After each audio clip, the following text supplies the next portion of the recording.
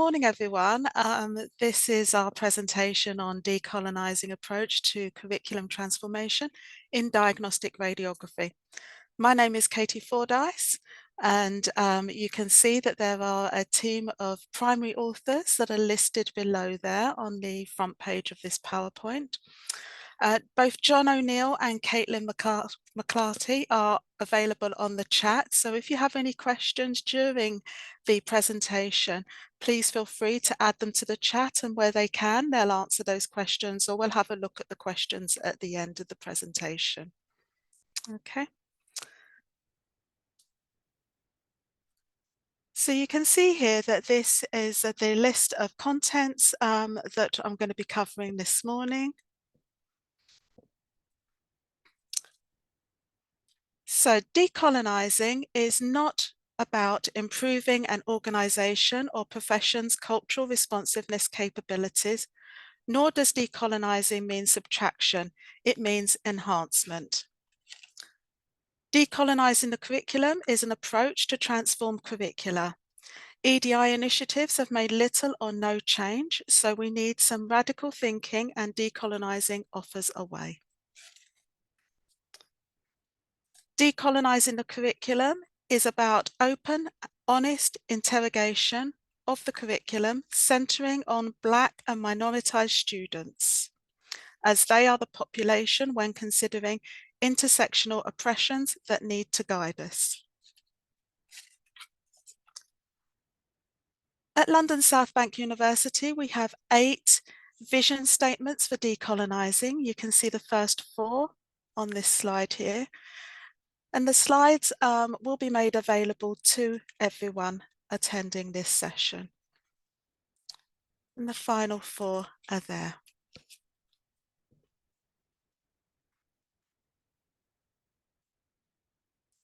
Some of you familiar with decolonising the curriculum will be familiar with this wheel, the reflective wheel. This wheel was created by Musharraf Ahmed Landayu. She is the Student Success and Anti-Racist Practitioner in the School of Allied and Community Health at London South Bank University. We revalidated the Diagnostic Radiography course in March 2022, and pivotal to revalidation was the prep that comes before it. A large proportion of work was carried out during the pandemic. COVID forced us to look at everything differently, but the murder of George Floyd in May 2020 and the resurgence of the Black Lives Matter movement opened conversations up and started us on a trajectory of decolonising. We heard and listened to our students' voices. In decolonising, the student should be front and centre. To try to remove any power imbalance, the students were and continue to be paid for their participation in these discussions.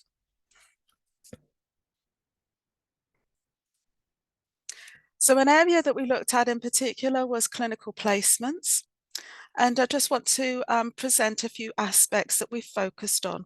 So we introduced celebration days as an acknowledgement of other religious holidays or celebrations recognizing the non-Christian calendar, and also supporting those who are not religious, for example, life events that we would naturally book annual leave for.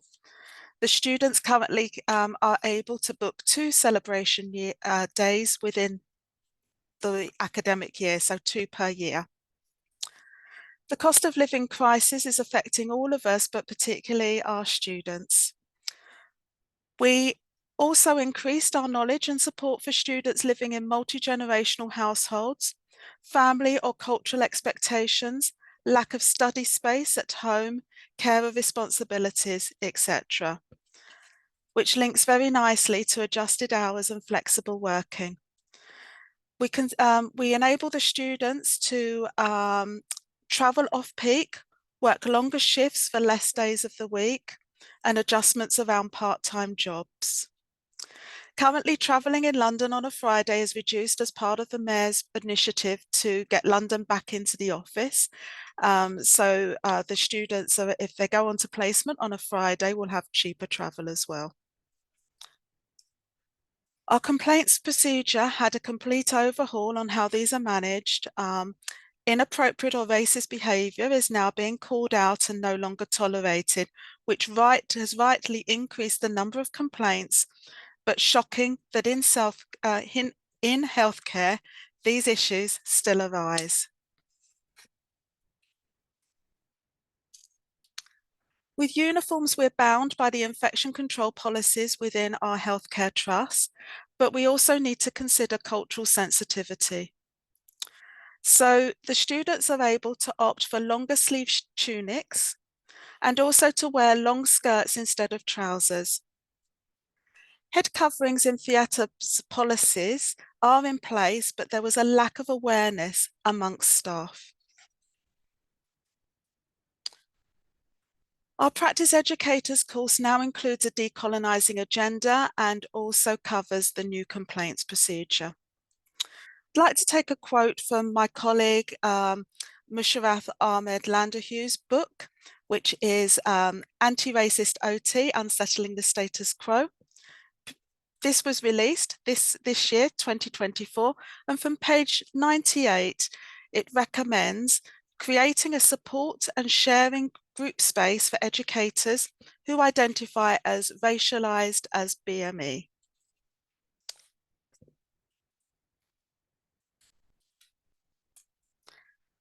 Next, to look at the academic modules.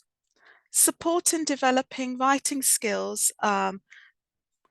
We now have a literary fellow available to all students, so they can book in with her at any point where they want to have additional support in writing an assignment or pulling together a report, for example. We have regular cohort meetings where the student voice is front and centre to decolonisation. Within each level or year, we also have specific days set aside to focus on protected identities, to increase awareness and also to celebrate these identities. So in the level 4 first year, we have days covering race and religion specifically. In level 5 second year, we focus on gender and sexuality. And in level 6 third year, the focus is on disability and age.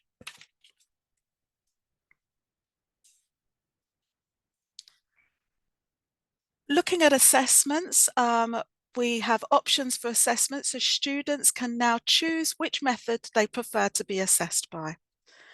We're leaning more towards podcasts and posters, for example. Exams have moved more towards short answers and multiple choice questions.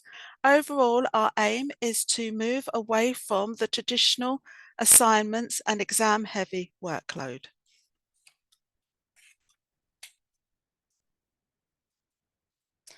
Just going to share with you a couple of modules, very hot off the press with the 2024 results.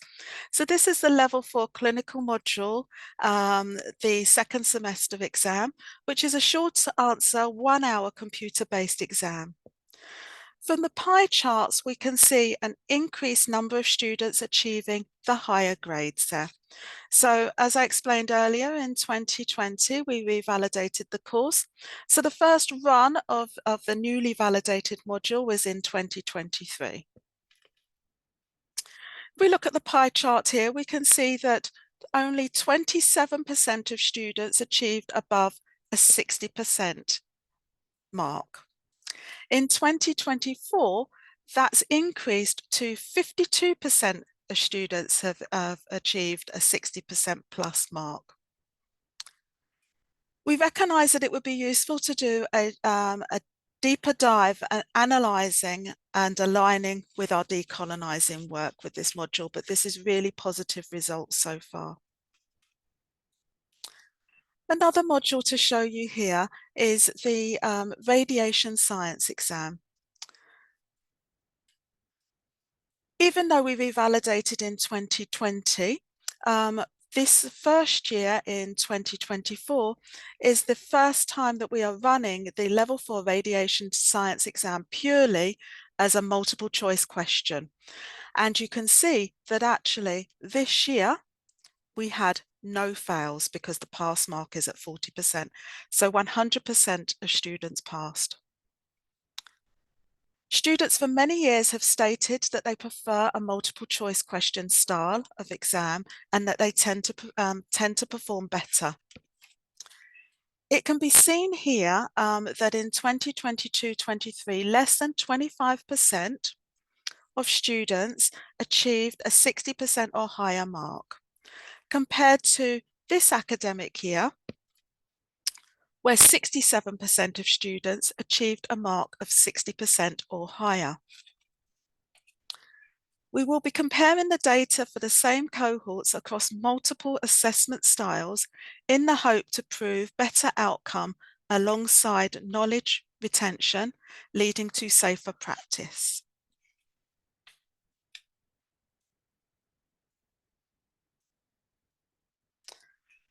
An important part of decolonising the curriculum is consideration to personal and professional development. All of the listed activities here, apart from the last one, include both students and staff groups. This is not just to understand the students' perspectives, but for the students to see the expertise offered by staff to work with them to co-create long-term impactful change. These interactions helps to humanise the relationships between staff and students for better collaborative working.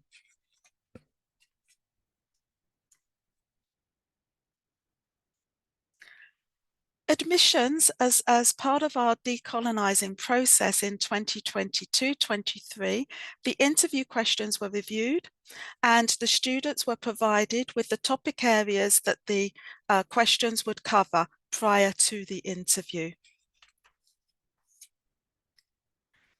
The admissions rejection rate in 2022-23 was as follows. Those applicants that identify as Black, 71% of those that applied were rejected at interview. 65% of those that identify as Asian, 57% of those that identify as being mixed race, and 56% of those that identify as being white. So loosely translated, to mean that if you identify as being white or mixed race applicant, you are more likely to be successful at interview in the academic year 2022-23.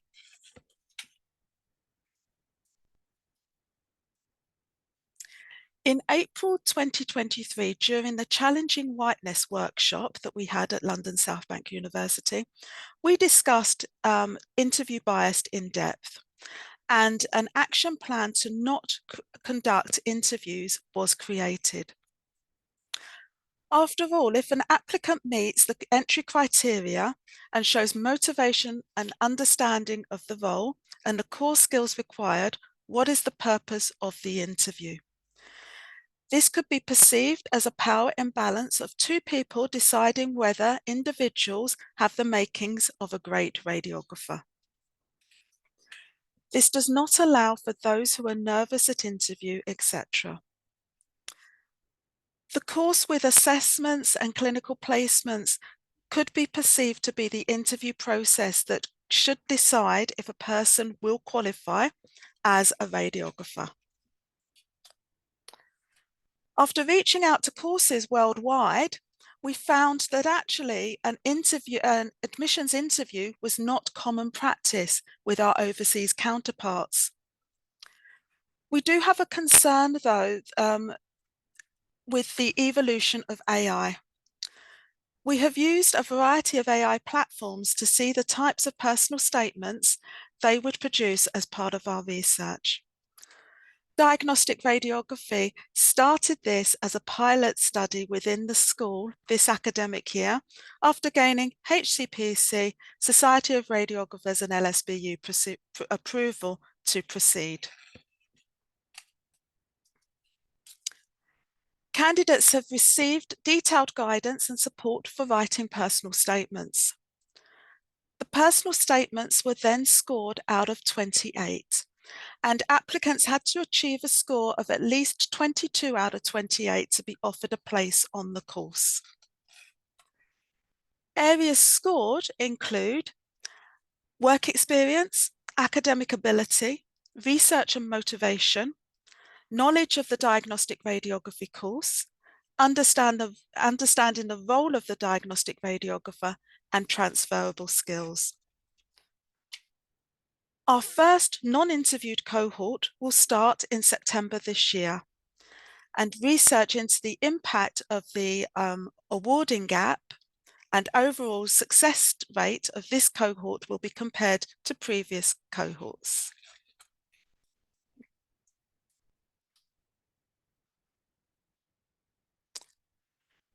So that leads us on to the racial awarding gap data. Reviewing the data, we can see that there's a steady decline in the last 3 years. Okay. Interesting, the peak in 2019-2020 at 28.7%, which would correspond to the pandemic lockdowns as well. The school has the lowest RAG ratings out of 8 schools at LSBU. Our decolonising work started after the murder of George Floyd in May 2020. So it would have been within this academic year here.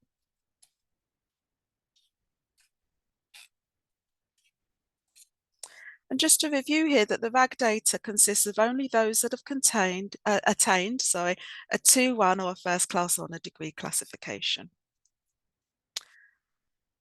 So looking at diagnostic radiography specifically, within a year and a half of working on with the decolonising the curriculum approach, we have had a reduction of from 44.4% BME white awarding gap data down to, in 2020 to 2021, 2.1%.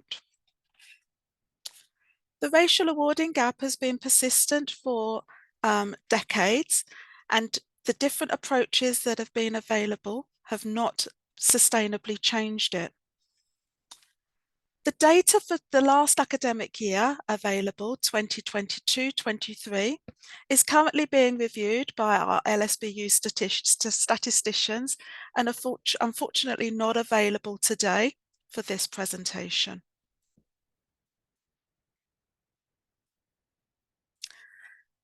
So looking forwards, we need to further analyse the latest statistics. Questions arising are these results influenced by the lack of students identifying as white within the latest cohorts? The number of students identifying as being white to compile these statistics has decreased.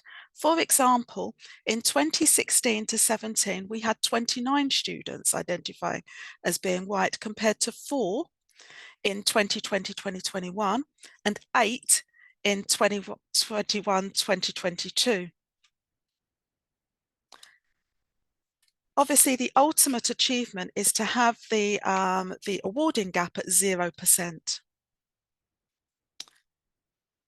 So we now ask ourselves, would a deeper analysis of the individual levels or modules provide a more informative data on the impact of decolonising the curriculum?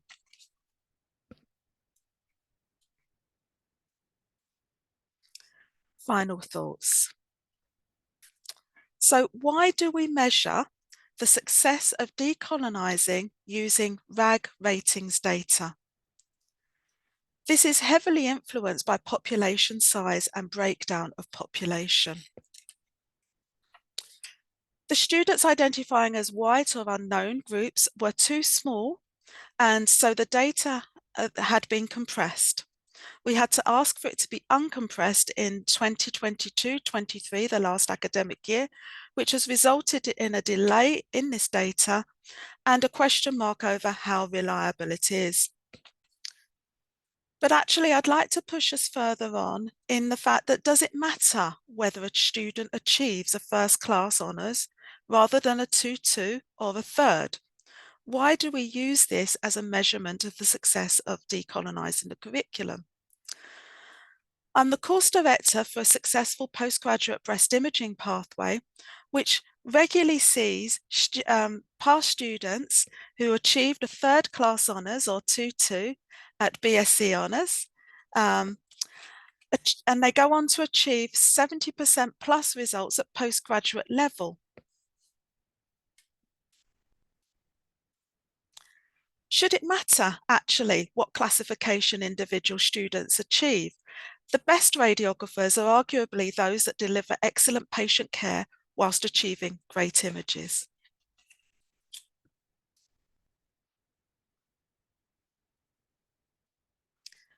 Moving on to academic team diversity. I pride myself on being a member of GEM, Global Ethnic Majority, but in teaching academia, I'm in the minority both within my team and nationally. At London South Bank University, we have very diverse cohorts and clinical colleagues representation. We need to be exploring ways to change this to encourage career progression, and one method is through introducing the Graduate Teaching Assistant, GTA, and also the role of Associate Clinical Fellows. Going back to my colleague Musharraf's book on anti-racist OT, page 98, it states to expose students to positive role and real models from GEM communities. A further suggestion is for universities to develop mentorship programs, gathering a pool of clinicians from GEM heritage backgrounds for students from the same heritage background and pay mentors for their time. However, a word of caution is added that we should not burden our students and staff who identify as being global ethnic majority to work for change alone. It is the responsibility of all to disrupt racism and create a just and equitable environment for learning, as this will benefit everyone, especially students and teachers, and hence benefit members of the public with whom our students work. So just to pause and reset at this point, we're encouraged by the changes seen so far, not just within diagnostic radiography, but across multiple allied health courses within the School of Allied and Community Health at London South Bank University. We're still very much in the early stages of decolonising, and there is lots of work to be done. But we hope this encourages us all to feel motivated to hear our students' voices and challenge tradition. I'm just going to read out this quote here that's presented on screen from a book that's called Dancing on Our Turtle's Back, Simpson, 2011. I'm not so concerned with how we dismantle the master's house, that is, which set of theories we use to critique colonialism. I have spent enough time taking down the master's house, and now I want most of my energy to go into envisaging and building our new house. Thanks for listening, everyone, and we can take questions. Thank you.